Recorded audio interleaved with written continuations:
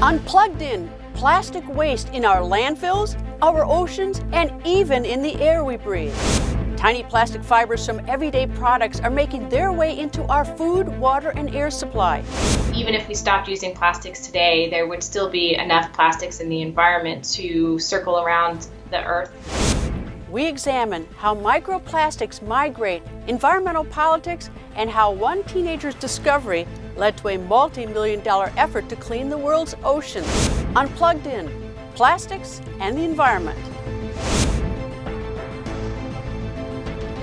Hello and welcome to Plugged In. I'm Greta Van Susteren, reporting from my home in Washington, D.C. It is difficult, if not nearly impossible, to imagine the modern world without plastic. From bottles and bags to artificial limbs and life-saving medical devices, plastics are a built-in part of daily life.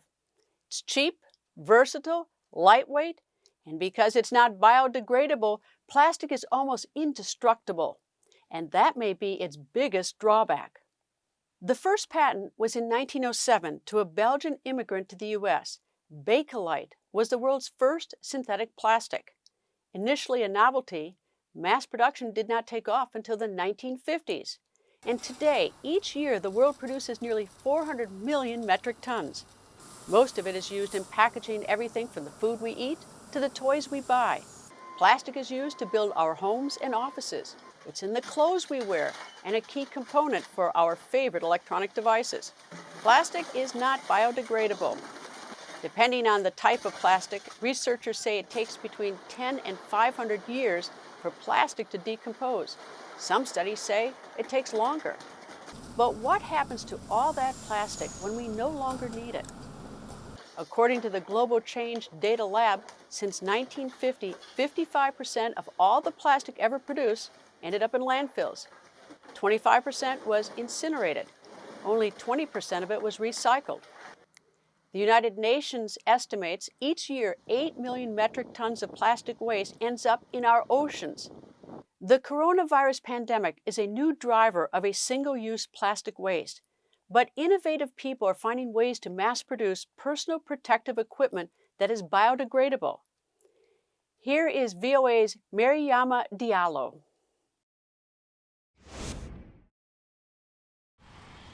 Discarded plastic gloves tossed by the roadside and filling bins are a reminder that the COVID-19 pandemic isn't over. As countries try to protect their citizens, demands for PPE has gone up exponentially. I think all of us are very aware of this massive ramp up in plastic production that really is in the name of COVID-19.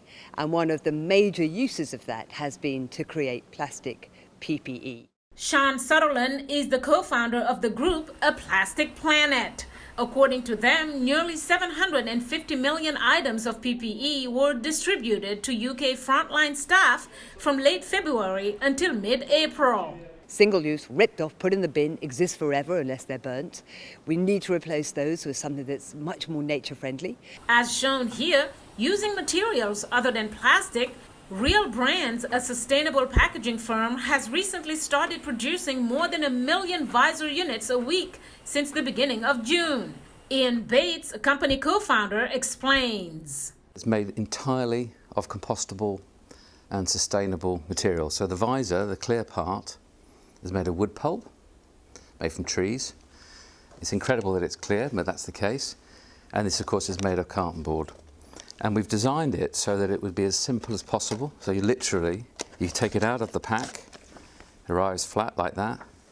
You don't need assembly instructions. You just pop it in like that and straight on your head. They also plan to produce gowns and gloves. Like Real Brands, other companies are also trying to do their parts by offering more sustainable PPE options, including UK-based Ocean View Mask with its VP195 reusable face mask. The company claims the 3-layer mask can be washed up to 30 times. Nicole McDermott, Chief Operating Officer. The idea that so many of these masks are disposable, you can wear them for one day and have to be put in the bin, just seems madness. For a key part of our wardrobe to be disposable, it's not sustainable. Discarded PPE items could add to an estimated 13 million tons of plastic that flows into our ocean every year, according to a 2018 United Nations report. Mariama Diallo, VOA News. There is one person who thinks 50% of the Great Pacific Garbage Patch can be cleaned up in 5 years. We will hear about his ambitious plans ahead in the show. But first, we want to look at the plastic that you do not see. Janice Brainey is a biogeochemist and assistant professor at Utah State University. In an opinion article published in June in the New York Times, Brainey wrote that her team discovered tons of microplastics no bigger than 5 millimeters are floating in the air. So we're just starting to understand how microplastics are moving through the atmosphere and what their atmospheric concentrations are. We looked at really remote locations, which helps us understand background deposition rates. And we found that over a year period in the areas that we looked at, more than 1,000 tons of microplastics are being deposited. Right now in the wilderness, is it unsafe? No, I wouldn't say that it's unsafe for humans. We're more likely to breathe in more microplastics in urban areas or even inside. But we do have concerns about what this might mean for ecological health. Is there one product that seems to be the worst offender? I mean, we've seen way too many straws or clothes. I mean, and that may not be fair to any particular manufacturer, but is there a product that seems to be the one that keeps showing up as one of the big problems? Well, we can't really identify our microplastics to any type of product. So there's no sort of fingerprint with the microplastics. They don't. Okay. No. About 70% of the microplastics were fibers that we identified as probable clothing fibers, so polyester and nylon. Also some polypropylene and PTFE. And since they're secondary plastics, we don't know where they came from. We did have about 30% of our particles were microbeads. So these are primary plastics, although we don't know what their use was. So these seem to be a lot smaller than the microbeads that were used in cosmetics. These are between 5 and 30 microns in diameter, so a little bit smaller than what's been used for personal care products. But they do seem to be potentially related to paints or coatings, which might use microplastic beads to create texture or different types of visual effects in the paint. Although we're not sure that that's the main source. What are microplastic beads in cosmetics? What are they? So they've been used as for abrasives, basically, so to exfoliate your face or clean your teeth. So they add a bit of roughness to the cosmetic to help exfoliate. The beads that we saw were in all colors of the rainbow, and also silver, black, gold. We saw just about every color you can imagine, and they were mostly smaller than what we were able to identify using the instrument we were using. But the ones we did identify were acrylic, and this is one of the reasons we started to think that this might be paint. And a little bit of internet sleuthing, the manufacturers of these kinds of microbeads cite paints and coatings as one of the uses of these beads. Isn't it inevitable, unless we stop using plastics, that we're going to have this? Yeah, so I think for some time, because what we're likely looking at is decades of mismanaged plastic waste is what we're seeing in the atmosphere. Even if we stopped using plastics today, there would still be enough plastics in the environment to circle around the Earth and through the atmosphere. I think that that we need plastics for some really key reasons, for medical applications, for example. But I think that we could all do a little bit better in how we make consumer choices, and also how we manage our waste, not just at the personal level, but at the government level. It's interesting. As I talk to you, I realize what a potentially big problem this is. One that's one you can't see because it's microplastics, and I'm deeply involved in following legislation here in Washington D.C. and see what's going on. But I have never seen any attention to this particular problem, which now makes a lot of sense to me as a real problem, just as plastics in the ocean does. I think that microplastics are very tangible in the sense that even if we can't see them, there's a lot of very poignant imagery of microplastics in organisms and in unnatural environments, or looking unnatural in natural environments. And I think that it can really speak to people, and they can relate it to their daily choices. So I think this is why some activities or some campaigns, for example, to reduce straw usage, or the microbeads in cosmetics. I think some of these movements have been very effective for that reason. But what we're seeing in the atmosphere is mostly clothing fibers, and it's likely that a lot of emissions come from roads. And so I think different kinds of consumer choices and management strategies are needed to sort of limit these kinds of emissions into the atmosphere, and maybe some new technologies that can help limit shedding from clothing or different types of clothing material. So who is producing all that plastic waste? There's no question that the United States creates more plastic waste than most other countries. Most of America's plastic waste either stays in landfills, is incinerated, or is recycled.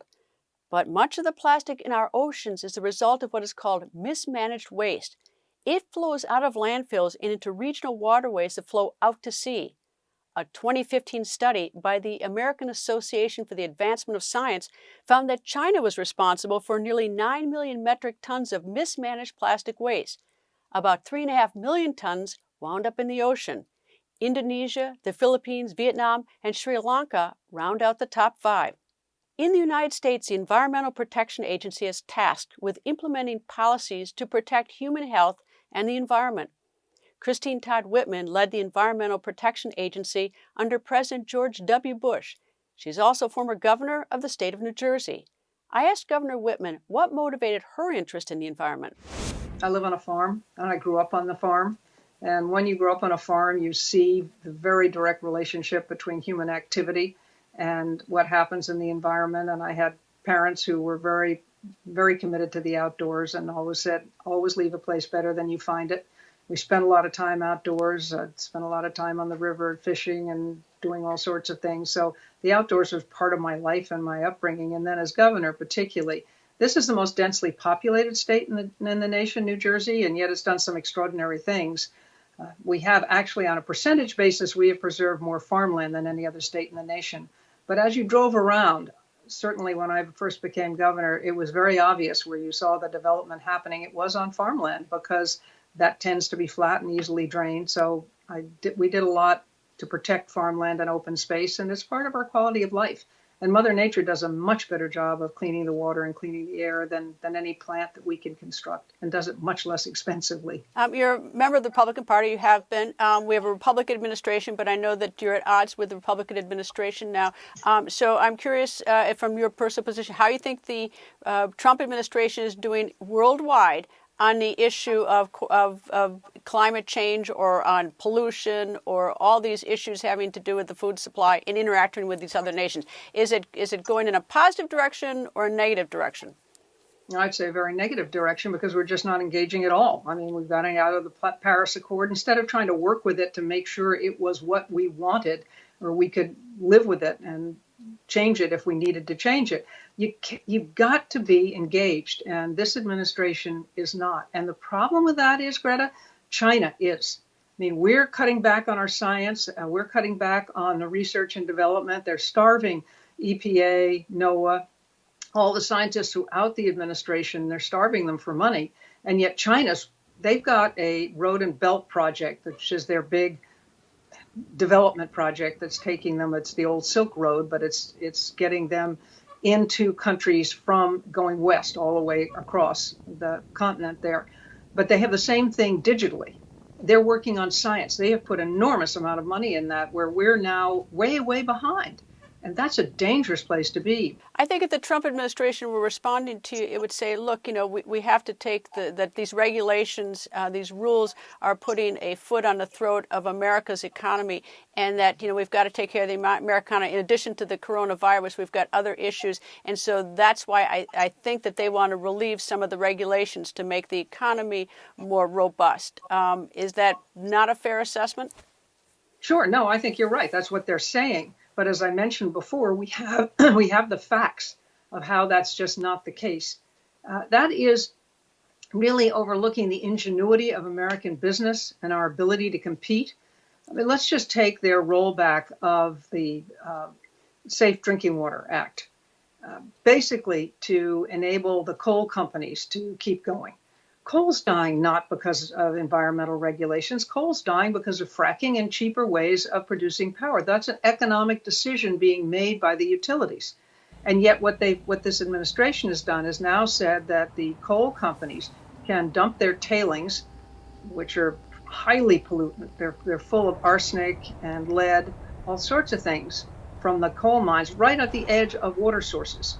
That's not going to bring back coal mining in those areas in the hollers in West Virginia and in Kentucky, but it can poison the water of the people who depend on that water because they have wells. It seems to me that what would be a huge boost to the whole world, especially nations in Africa where they have so much sunshine, is if we could figure out a way to store solar energy. I mean, the storage thing would be leaps and bounds helping us. Absolutely. I mean, these renewables are great, but they're still peak shaving, meaning they're only on when the sun is shining or the wind is blowing. And they need to be base power, always on.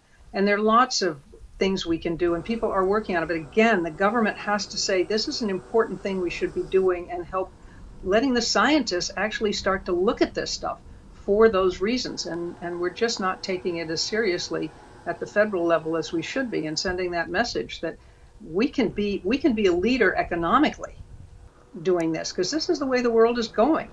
Is it too late? We've talked about the air, we've talked about going all around the world with this pollutants, but is it too late? I hope not. I would say no, it's never too late. Look, the climate has been changing since the Earth was formed, and we weren't around to mess that up always. But it's very clear that our activities is exacerbating, making much worse that natural trend.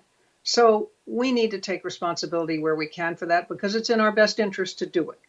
And we can do that and continue to grow the economy. We can start investing in some of there's so many exciting new technologies, new ways of doing things that are coming along, that I think we can do this, but we have to take it seriously. And unfortunately, that means it has to come from the top. It sends the message, this is important.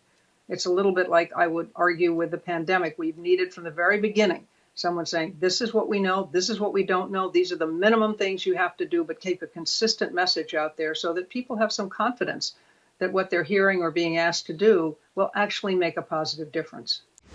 It's not just plastic waste that is endangering our planet.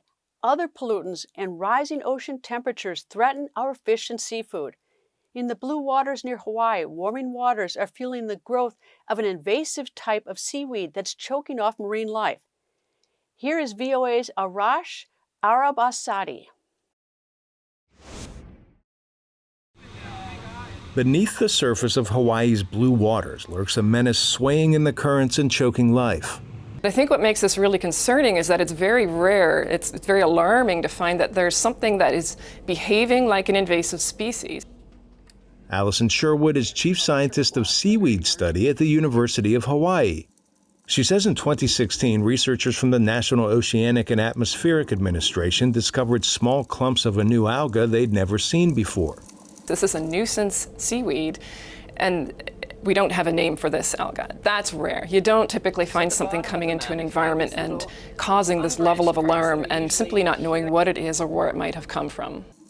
Sherwood says the discovered seaweed overtook parts of the reef by 2019, and NOAA's Randall Kosaki warns invasion could suffocate other waters as well as local industry. If something like this got back to Waikiki or anywhere in the main Hawaiian Islands, it would be a ecological disaster, but also an economic disaster. You can imagine what that would do to tourism, to have an algae like this overgrowing the reefs. Without controlling its spread, the new seaweed could deliver a major blow to America's 50th state, where tourism drives nearly a quarter of the economy. Meanwhile, rising water temperatures around the East African Seychelles archipelago contribute to low oxygen levels that threaten fish when they're most at risk as embryos or newborn spawn. The reason for them being sensitive to temperature has to do with the provision of oxygen to these organisms. Professor Hans Otto Portner of the Helmholtz Center for Polar and Marine Research says the concern is rising temperatures forcing fish in oceans spanning the globe to find cooler waters to spawn. The species would have to move out of this area, look for different sites that may be more suitable, and would have to experience the risk of whether this site is suitable based on other reasons like food availability and so forth. Among those hardest hit will be the Alaskan pollock, the United States' biggest fishery. Arash Arabasadi, VOA News, Washington. Communities around the world are coming up with solutions to tackle climate challenges.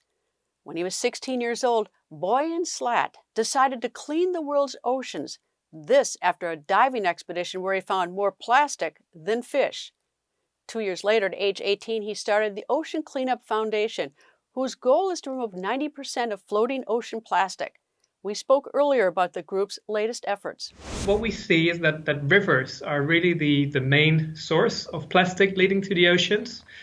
We see that 1% of rivers are responsible for about 80% of all plastic leading to the oceans. So what we thought was, well, if we want to stop more plastic from going into the ocean, why don't we put systems in the mouths of those rivers to, using solar power, catch the plastic and really stop it from reaching the oceans. What do you do with the plastic once you have collected it?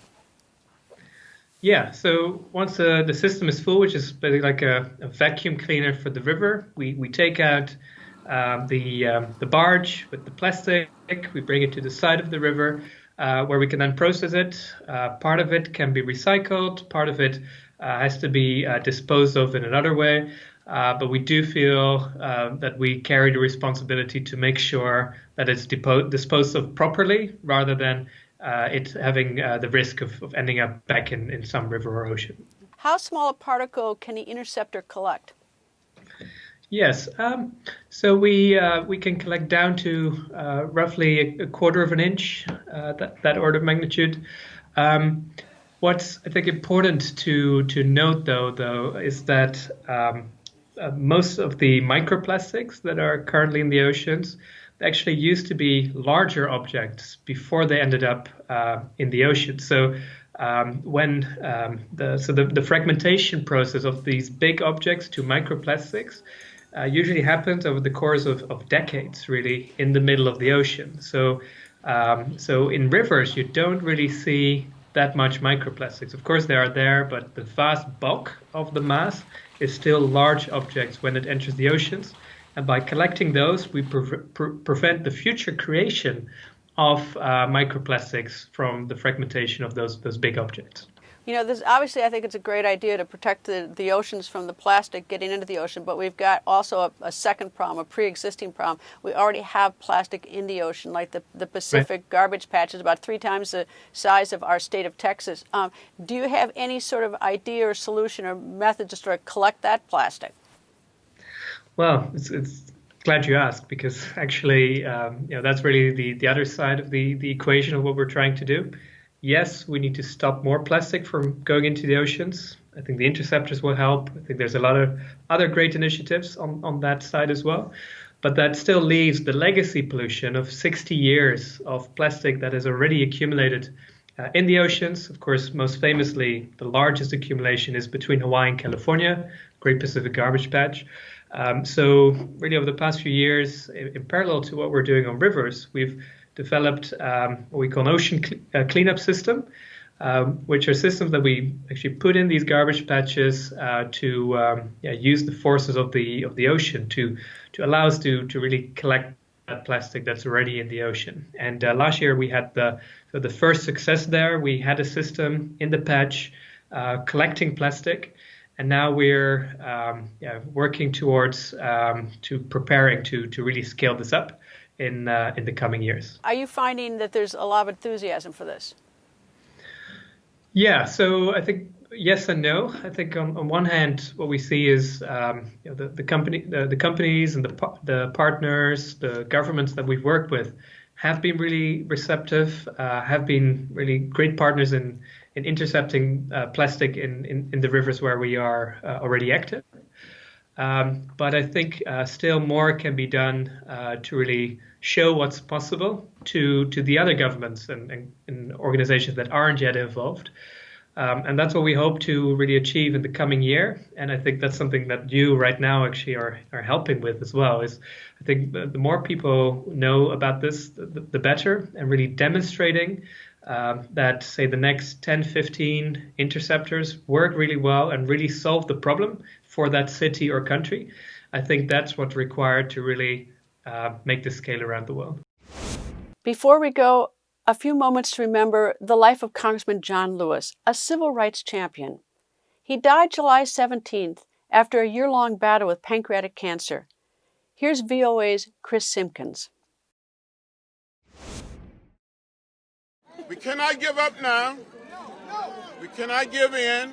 A leader of the modern-day American civil rights movement, John Lewis worked closely with the Reverend Dr. Martin Luther King Jr. and was the last surviving keynote speaker from the 1963 March on Washington. We shall splinter the segregated South into 1,000 pieces and put them together in the image of God and democracy. We must say, wake up, America, wake up! Lewis gained national recognition 2 years later when he, along with other voting rights demonstrators, were beaten by police in Selma, Alabama. The 1965 incident, known as Bloody Sunday, triggered a national awakening to end racial discrimination. We were beaten, we were tear gassed. I thought I was going to down this bridge. Months after the violence, Lewis stood next to President Lyndon Johnson when the landmark 1965 Voting Rights Act was signed into law. It was a crowning moment for Lewis as the legislation outlawed discriminatory voting practices that kept African Americans from gaining political power. The Act of 1965 freed and liberated so many people. In 1986, Lewis began his own political career after being elected to the U.S. House of Representatives from Georgia. Called the conscience of the Congress, Lewis fought against income inequality and for criminal justice reform and gun safety. We cannot continue to stick our heads in the sand and ignore the reality of mass gun violence in our nation. In 2011, President Barack Obama awarded Lewis the Medal of Freedom, the nation's highest civilian honor. Right before New Year's Day 2020, the veteran congressman announced he had stage 4 pancreatic cancer. While under cancer treatment, he returned to his native Alabama to commemorate the 55th anniversary of the Bloody Sunday March, refusing to let his grave condition hold him back. I'm not going to give up. No. I'm not going to give in. No. I'm going to continue to fight. We need your prayers now more than ever before. Let's do it. We can do it. Selma is a different place. Chris Simpkins, VOA News, Washington. But we can make it much better. That's all the time we have. My thanks to our guests, former Governor Christine Whitman, Professor Janice Brainey, and Ocean Cleanup's Boyan Slat. For the latest updates on these stories and more, please visit our website at voanews.com. And don't forget to follow me on Twitter @Greta. Thank you for being plugged in. We hope to see you again next week.